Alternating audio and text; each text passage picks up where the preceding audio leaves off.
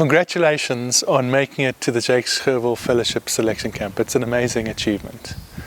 The first thing I want to talk about today is that if you think that the Jakes Gerwel Fellowship is a scholarship, you've misunderstood the reason, the purpose behind this initiative, because it's so much more than a scholarship.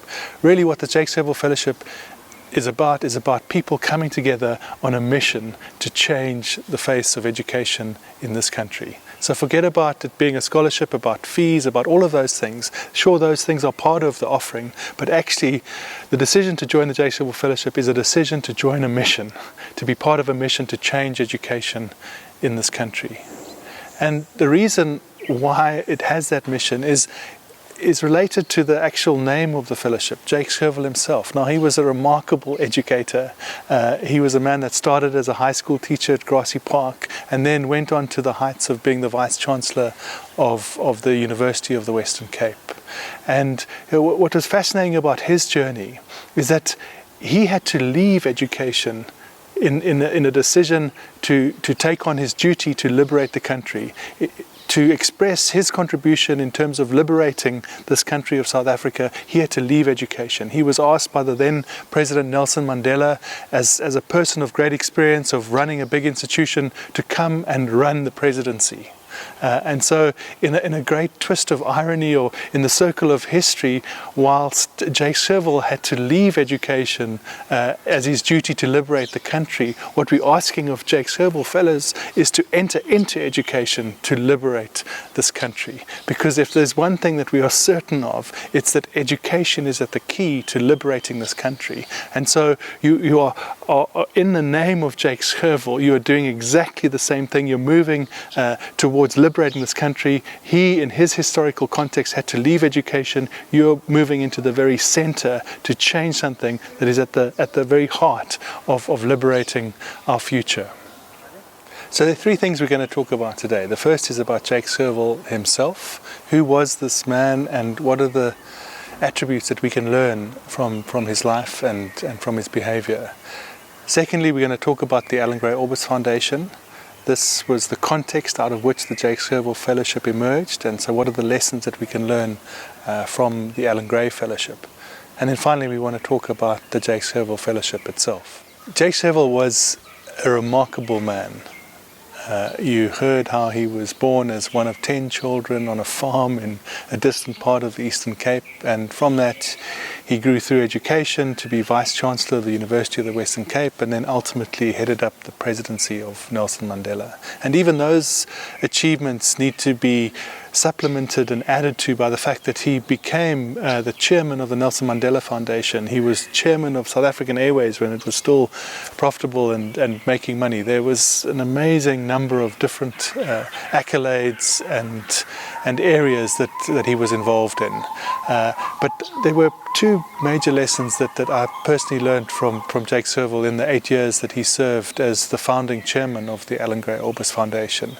And the first came from a speech that he gave at one of the seminars that the foundation hosted a number of years ago, and he spoke in that speech about the moral imperative of excellence. Now, excellence is a word that we use often. It's a word that's used sometimes loosely, that we must be excellent, that we must do things with excellence. But for the first time I properly understood it as Prof Gerwel explained that there was a moral imperative for excellence. Because of the levels of inequality and injustice in this country, there are only a few people that are going to get the sorts of opportunities that you might get as a Jakes Gerwel Fellow. And what he was saying is that there was a moral imperative to grab hold of that opportunity with the fullness of all your ability and talent and to make it count. There was this moral imperative to be as good as you possibly could be to address the issues of inequality and injustice in this country. And that was a lesson that has stayed with me from the very moment of that speech. The second important lesson from Prof Gerwel is, despite all of his positions and his chairmanship of some of the biggest companies in this country like Naspers and others, he was someone that was incredibly good at listening. He would often sit in meetings and you would wonder, why isn't he contributing more? And it was because he took this approach of listening first. He'd listen and he'd listen. And then eventually at the right moment, at a pivotal moment in the conversation, he'd come with his contribution and he'd completely change the direction of the conversation. He'd bring in an insight, he'd bring in an understanding that basically assimilated all the previous discussions and took us forward in a powerful way. And I was incredibly impressed with the way that he would listen despite his position and power in the world. The Alan Gray Orbis Foundation has been around for over a decade now. So what are the lessons that the Jakes Gerwel Fellowship can learn from the Alan Gray Orbis Foundation? And the most important lesson is the power of having a long-term focus, focusing on one thing and doing that for the long term. The best example of the power of taking a long-term approach are these fascinating living bridges in the northeast part of India. So in that part of the world, they're often affected by monsoons, and then the raging rivers after the monsoon wash away many of the other bridges. So the one approach would be to take the normal approach and to take some bricks and some cement and some steel, and you could probably build a bridge over those rivers within the space of a few weeks at most. But what the people in that part of the country do is that they arrive there and they start with trees, rubber trees, on the side of the banks of the river, and then just imagine it, they start with these tiny little fledgling roots, and they have to wait and wait and wait until these roots grow big enough to connect as they cross the river. And it takes 10 years for those roots to connect. So you can imagine the embarrassment, how silly it looks as they wait on the side of the river waiting for these roots to grow. And at the same time, you've got people maybe further down the river that have built this brick bridge and it's working after a few weeks, and people are laughing at these people playing with the roots. But you know what happens? After 10 years, those roots connect. And because it's a living bridge and because it continues for the long term, those roots get bigger and stronger and they get closer together until that bridge becomes literally unbreakable. And so when the next monsoon comes and the waters are rushing down that river, that bridge stands, and those brick bridges just get destroyed in the monsoon rivers. And that's those bridges that took 10 years to create, to connect for the first time, go on to last for hundreds of years. And that's the power of having a single focus over the long term. And if you look at this fellowship, you might say, well, there's just a few students that are sitting here doing seminars and workshops and learning some skills. We could be doing so much more. We could be doing big programs. We could be building infrastructure. Why are we dealing with these small little children? But the point is that over time, that's going to grow and get bigger and bigger. When the Alan Gray Orbis Foundation started, there were, just as the Jakes Gerwel, there were just a few students. And now, more than a decade later, those same students have become individuals. There are now over 1,000 people in that pipeline, and they've started businesses with an aggregate value approaching 2 billion rand. 2 billion rand has been created by those same little students. People aren't laughing anymore. It's the same thing about when those bridges connect and become as powerful as bridges that can last for hundreds of years. So don't forget the long-term focus. So how did the Jakes Gerwel Fellowship come about?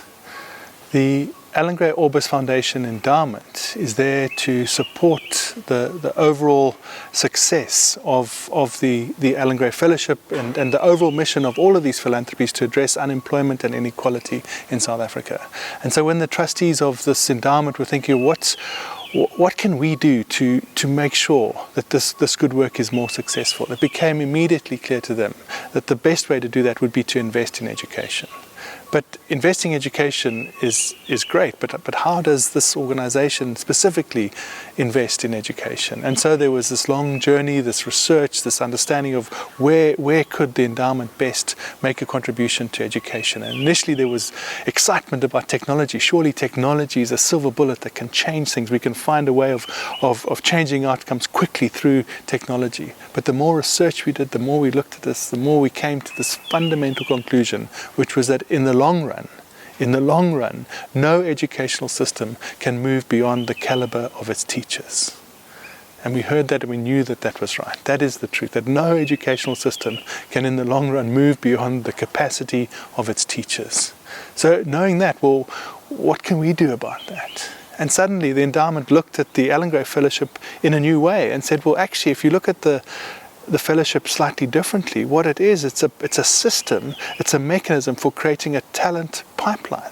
And that pipeline of talent is actually directed towards entrepreneurs. But what if we took that same system, that same technology, the same process, the same infrastructure, the same intellectual property, and applied it not to entrepreneurship, but to teachers? We've got all that learning of 10 years, and we can apply it to something as important as growing this next generation of teachers. And that's exactly what led to the launch of the Jakes Gerwel Fellowship. Many years ago, at the very first selection camp of the Alan Gray Fellowship in 2005, there were some words spoken about the possibility of this fellowship, what it could become in the years ahead. And so I've taken those words and amended them to the fellowship of the Jakes Gerwel Fellowship. We stand on the verge of so many possibilities, both as individuals and as a country, right now, in this moment on history's stage. The challenge is to see those possibilities, grab hold of them and turn them into realities, to enter wholeheartedly into the act of creation. In essence, the challenge is to dare greatly at this time. Ask yourself, are you ready to be part of a new generation of teachers? Are you ready to harness the power of innovation? Are you determined to lay the foundations for others to follow in your pioneering footsteps? These are not small questions, but they are questions that need to be asked and answered, not merely for your own sake, but also for the sake of South Africa's future prospects. For there is one fact of which we are all convinced, and that is the undeniable truth that the future of this country rests on education. There's no more important role than the role that you're embarking on. Go for it.